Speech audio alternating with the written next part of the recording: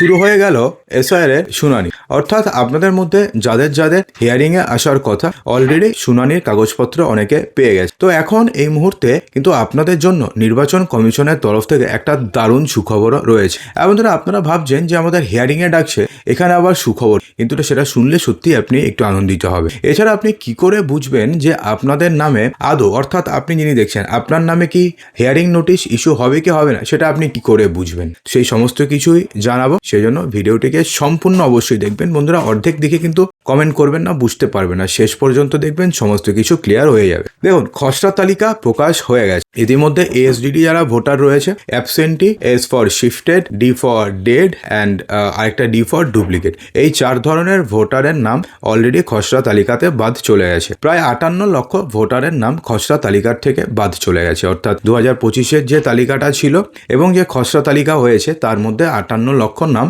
নেই। তো এক্ষেত্রে যারা যারা রয়েছেন এবার তাদের মধ্য থেকেই কিন্তু এবার হিয়ারিংয়ে ডাকবে। অর্থাৎ যাদের নাম বাদ চলে গেছে তাদের কিন্তু হিয়ারিংয়ে ডাকার সম্ভাবনা নেই, কারণ তাদের নাম অলরেডি বাদ চলে গেছে।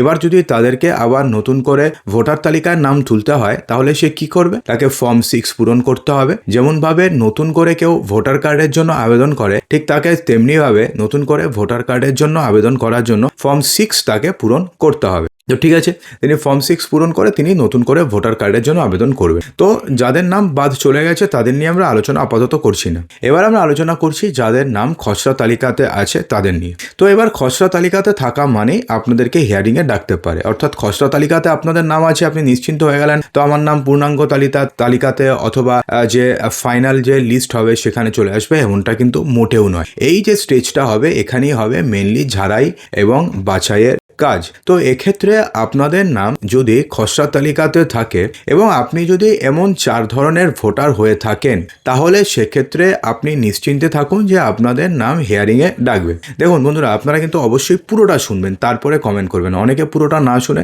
কমেন্ট করে দেন, সেটা করবেন না। পুরোটা শুনে তারপর আপনি কমেন্ট করুন, তাতে কোনো সমস্যা নেই, সব প্রশ্নের উত্তর আমি দিয়ে দেবো। দেখুন, নাম্বার 1, যদি আপনাদের আপনাদের ম্যাপিং করে থাকেন। সেলফ ম্যাপিং মানে কি? ধরুন আপনাদের নাম 2002 সালের ভোটার লিস্টে ছিল এবং আপনাদের নাম 2025 সালের ভোটার লিস্টেও আপনাদের নাম রয়েছে। তো সেক্ষেত্রে কি হয়েছে, যেহেতু আপনাদের নাম 2002 সালের ভোটার লিস্টে ছিল এবং আপনাদের নাম 2025 সালের ভোটার লিস্টেও রয়েছে, তো সেক্ষেত্রে আপনাদের কোনো খুব একটা সমস্যা নেই। তো এই ধরনের ভোটারদের বলা হলো সেলফ ম্যাপিং। অর্থাৎ নিজেদের নামই 2002 সালের ভোটার লিস্টে ছিল এবং নিজেদের নামই 2025 সালের ভোটার লিস্টে রয়েছে। এমন ভোটারদের ক্ষেত্রেও কিন্তু হিয়ারিংয়ে ডাকতে পারে। কি ক্ষেত্রে? ধরুন আপনি 2002 সালের ভোটার লিস্টে ধরুন আপনাদের নাম ছিল অন্য, 2025-এ আপনাদের নাম ধরুন পুরো চেঞ্জ হয়ে গেছে।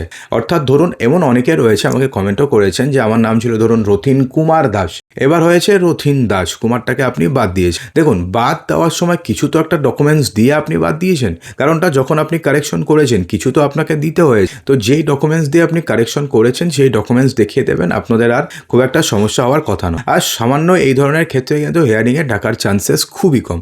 অর্থাৎ এই ধরনের ভোটার যদি আপনি হয়ে থাকেন তাহলে আপনাদের হিয়ারিংয়ে ডাকবে না, আপনি কিন্তু এটা নিশ্চিত হয়ে যান। কিন্তু যদি আপনার নাম প্রচণ্ড চেঞ্জ হয়ে যায়, ধরুন আপনাদের পুরো টাইটেল চেঞ্জ ছিল, যতীন কুমার দাস হয়ে গেছে রথিন কুমার পাল, তো সেক্ষেত্রে কিন্তু আপনাদেরকে হিয়ারিংয়ে ডাকবে কমিশন। ঠিক আছে, ক্লিয়ার? এছাড়া যদি আপনি এনুমারেশন ফর্ম জমা দেওয়ার সময় অনিচ্ছাকৃতভাবে এমন কোনো ভুল করে থাকেন, যেই ভুলের জন্য ইআরওরা বা বিএলওরা ঠিকঠাক আপনাদের ফর্ম বুঝতেই পারছেন না, সেক্ষেত্রে আপনাদের হিয়ারিংয়ে ডাকবে নির্বাচন কমিশন। আবার অনেকে কি করছেন, 2002 সালের ভোটার লিস্টেও নাম ছিল, 2025-এর ভোটার লিস্টেও নাম রয়েছে, কিন্তু তারা এনুমারেশন ফর্ম ভুল ফিল আপ করে দিয়েছেন। তো এই ধরনের ভোটারদেরও হিয়ারিংয়ে ডাকার সম্ভাবনা রয়েছে প্রচুর। তো এবার আসছি দ্বিতীয়, অর্থাৎ প্রোজেনি ম্যাপিং। প্রোজেনি ম্যাপিং মানে কি? ধরুন আপনাদের নাম 2002 সালের ভোটার লিস্টে নেই, আপনাদের বাবার নাম, মায়ের নাম, ঠাকুমার নাম, ঠাকুরদার নাম 2002 সালের ভোটার লিস্টে আছে। তো সেক্ষেত্রে তাদের নাম দিয়ে একটা ম্যাপিং হয়েছে। তো এই ধরনের ম্যাপিংকে বলা হচ্ছে প্রোজেনি ম্যাপিং। এবার দেখুন, যে সমস্ত বুথে এই প্রোজেনি ম্যাপিং এর সংখ্যা 50%-এর বেশি, সেই সমস্ত বুথে কিন্তু আবার নোটিফিকেশন অর্থাৎ হিয়ারিংয়ের জন্য নোটিশ যেতে পারে। অর্থাৎ ধরুন এমনটা যদি দেখা যায় যে টোটাল ভোটার রয়েছে 1200, তার মধ্যে 800-900 জনই প্রোজেনি ম্যাপিং, তো সেক্ষেত্রে কিন্তু বিএলও আবার যাচাই করবে এবং দেখবে যে সমস্ত কিছু ঠিক আছে কিনা। যদি বিএলও সন্তুষ্ট হয় তাহলে তো হয়ে গেল। বিএলও যদি সন্তুষ্ট না হয় সেক্ষেত্রে আপনাদের নামে হিয়ারিংয়ের নোটিশ আসতে পারে। এটা গেল হচ্ছে নাম্বার 2। এছাড়া এই সমস্ত ক্ষেত্রেও আপনি যদি কোনো ভুল তথ্য দিয়ে থাকেন অথবা আপনার যদি বাবার নামে গরমিল থাকে বা যদি আপনি কোনো ভুল তথ্য দিয়ে থাকেন তো সেক্ষেত্রে কিন্তু আপনাদেরকে হিয়ারিংয়ে ডাকবেন নির্বাচন কমিশন। ঠিক আছে, এবার 3 নাম্বার হচ্ছে নো ম্যাপিং, অর্থাৎ যাদের নাম 2002 সালের ভোটার লিস্টেও ছিল না, 2025 সালের ভোটার লিস্টেও তাদের নাম নেই, এবং এমনকি তাদের বাবা মা ঠাকুরদা ঠাকুমা কারোর নাম 2002 সালের ভোটার লিস্টেও ছিল না।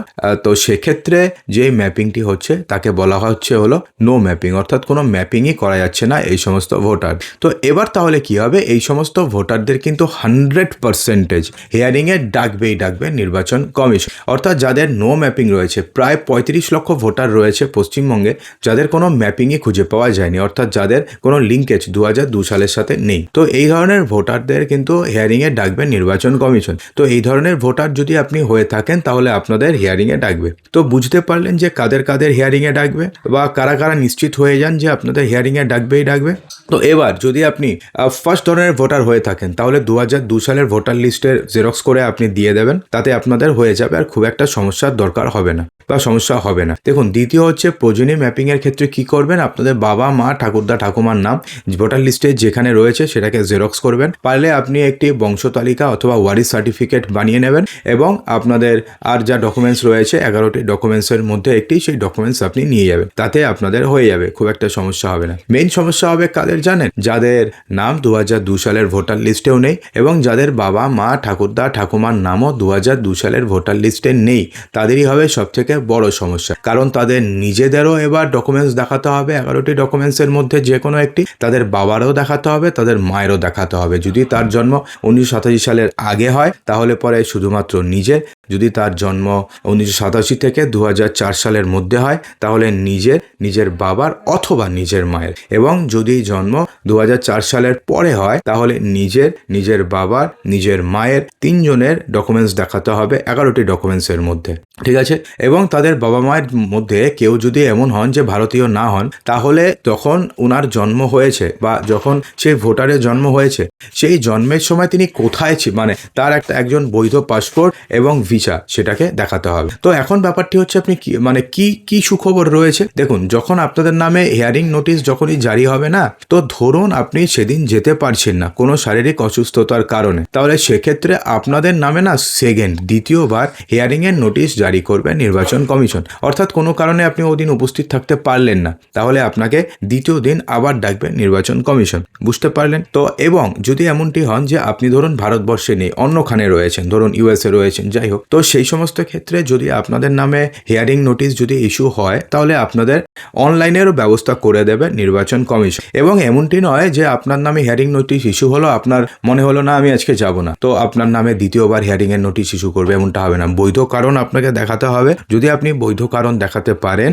তাহলে আপনাদের নামে দ্বিতীয়বার হিয়ারিং এর নোটিশ ইস্যু হবে। দরকার পড়লে বয়োজ্যেষ্ঠী যিনি মহিলা রয়েছেন বা বয়স্ক বা শারীরিকভাবে অক্ষম, তাদের জন্য কিন্তু অনলাইনেও ব্যবস্থা করবে নির্বাচন কমিশন। এবং সবথেকে বড় কথা, এখন শোনা যাচ্ছে যে কেন্দ্রীয় সরকারি আধিকারিকেরা এই হিয়ারিং এর পুরো ব্যবস্থাটি করবেন, অর্থাৎ এক্ষেত্রে রাজ্য সরকারের আধিকারিকেরা নাও থাকতে পারেন। যদিও এটা নিয়ে এখনো পর্যন্ত ক্লিয়ার নয় যে কারা কারা এক্স্যাক্টলি হিয়ারিং করবেন, তবুও যতদূর মনে হচ্ছে যে কেন্দ্রীয় সরকারি আধিকারিকেরা করতে পারেন।